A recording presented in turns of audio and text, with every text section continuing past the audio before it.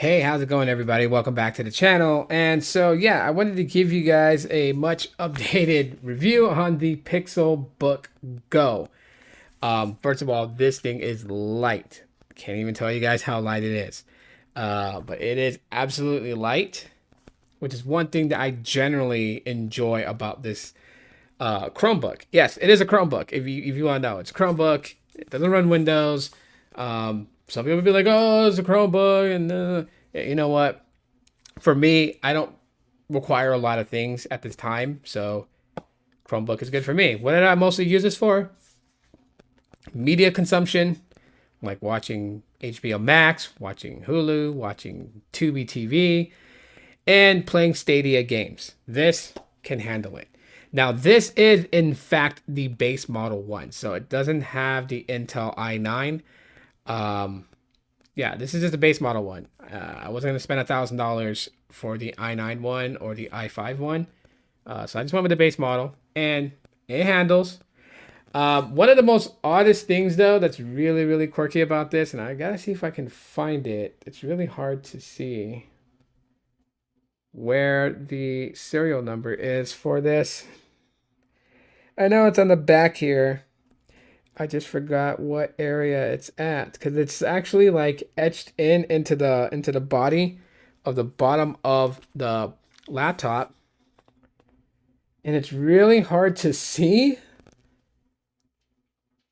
But I can't even find it right now. It's just like it's there somewhere. It's in one of these areas, and it's very tiny, very hard to see. So if you're ever wondering where's the serial number for my Pixelbook Go, look on the back with the magnifying glass, and you'll find it. It's somewhere within this area right here in these little rivets. The rivets, they're supposed to be like for grip, but because the bottom is metal, it's still slick. So yeah, while this could be like a one-handed carry, type device, I would still be careful. Other than that, I mean, everything about this is just pretty solid. The keyboard is amazing. I crush this keyboard when I type up emails and stuff like that. Eventually, I'm going to start typing up blogs again on Blogger. But yeah, you have two ways of unlocking this. Obviously, you can do it by password. You can do it by PIN. So yeah. The display on this thing is awesome. It is touch, so sorry, hit the table there. But yeah, you can get up there. You can touchscreen, keyboard, trackpad, clickable. It's pretty nice. The speakers on this is dope. All right, they're very skinny. You guys can see right there. At least the punch out for the speaker on both sides is like this little thin strip. But it's like got a lot of bass and clarity and very punchy, but not like it's going to rattle things inside of it, right? Just it's well balanced sound, and I enjoy watching movies on this. I also enjoy playing Stadia games like Streets of Rage 4 and Guilt. Was it Little Nightmares 1 and 2? Power Rangers, Battle for the Grid. Like it all looks really good on this display.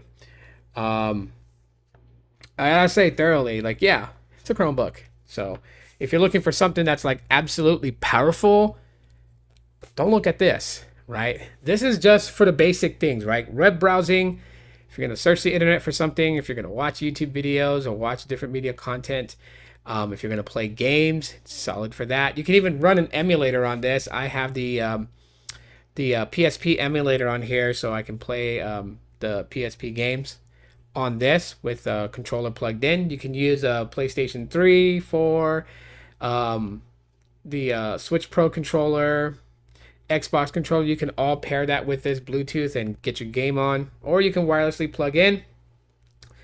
The main caveat of this thing that I don't like about it is that it only has two USB Type-C ports. There is no USB-A. There is no HDMI port, so that's one real big letdown. You do have a 3.5 millimeter headphone jack port right there, and that's really all you get port-wise. Now, it doesn't mean that you can't buy an adapter for this. If you get one of those adapters that has an SD card port, a HDMI port, and like 2 or 3 USB-A ports, that can plug into a Type-C port, you can get one of those and plug it in and then be able to do all that stuff. But I guess the reason why that I find it to be a major turnoff with just having just two Type-C ports and not additional ports built in is because it's an additional thing you gotta buy just to do certain things. If it requires you having USB-A, micro SD card, HDMI, it's an additional thing you gotta buy when it should just be in here, especially for the price. This was like $720 something with taxes included. So I felt for a $700 and something machine, it should have some ports for me to use. I mean, don't get me wrong. I love how thin this thing is. This is thin. This is really thin. So I really can't complain. But I wouldn't have mind if they made it just a tad bit thicker just so they could have put in a USB-A port. Because I can tell you right now, the reason why that there's not any of those ports in here is because of how thin that is, okay? Yeah, remember, this top piece right here, this is the top display. So there's really only half of this, the actual bottom body of the phone. Of the laptop, and that is the reason why there's no additional ports there except for the Type-C ports, which fits in that little bit of space. But I wouldn't have minded being just a tad bit thicker, right? Now, if it was only the base model that had Type-C ports, then it would be understandable if you got like the higher version for those to have additional ports supported. But they all are Type-C. Now, the cool thing about it is that even that both sides have the Type-C port, which means that the charger, which is a Type-C cable, you can charge your Pixelbook Go on either side, right? So you don't have to adjust yourself just so the cord can plug in on one side to charge. If the setup of the table and the wall port is in a different way, you can charge it on this side. Just plug it in. The charger that comes with it really rapidly charges this too, so you get a good amount of battery charge when you plug it in. It doesn't take too long to charge it up all the way. And the best part is the battery in this thing lasts, okay? I sent this away for a while. Not going to get into detail why. And it had 100% battery.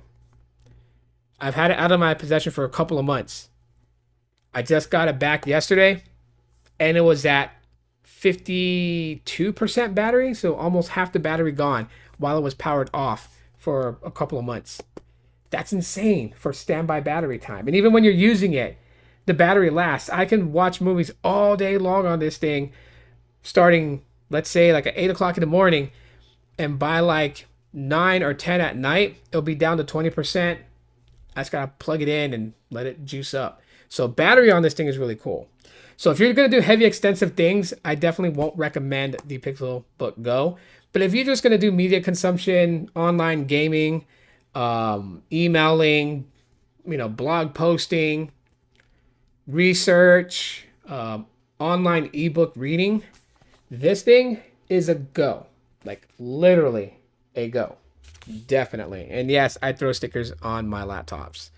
So but that's really all I got to say for an update on the Pixelbook Go. Let me know what your guys' thoughts are on this thing. And also, if you have any questions about it, do put it in the comments and I will answer it in a future update. But do I feel like that I wasted my money on a Pixelbook Go? Absolutely not. I enjoy this thing thoroughly. Shout out to Google for creating this. Appreciate them for that. As always, aloha.